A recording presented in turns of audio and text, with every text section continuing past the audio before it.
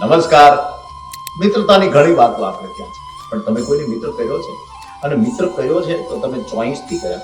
જો મિત્ર 5 જ રાખજો, 50ની જરૂર નથી, પણ 5 મિત્રો એવા હોવા જોઈએ કે તમે શ્વાસ લ્યો અને ખડકો એને આવે, અને ઈ શ્વાસ લે અને હૃદય તમારું ખડકે. આનું નામ મિત્રતા. આ મિત્રતાના દાખલા કોને દેવાય અને ક્યાંથી લાવવા? કૃષ્ણ ચરિત્ર વાંચવું પડે, સુદામા ચરિત્ર વાંચવું પડે. એટલે યુવાધનને મારી કરવત પ્રાર્થના છે, ક્યારેક ક્યારેક આપણા શાસ્ત્રોમાં આપણે ડૂબવું પડે, ધાર્મિક ડૂબી, આપણું મનોમંથન. આપણે કાંઈક મનોમંથન કરશું તો કાંઈક મેળવશું, અને મેળવવાનું માત્ર ને માત્ર કારણ એ છે કે મારો મિત્ર છે, હું એનો મિત્ર છું. આ મિત્રતાના દાવા આપણે ત્યાં ભારત વર્ષમાં અને ખાસ કરીને અત્યારના સમય, એટલે કહું છું કે 5 જ મિત્રો રાખજો.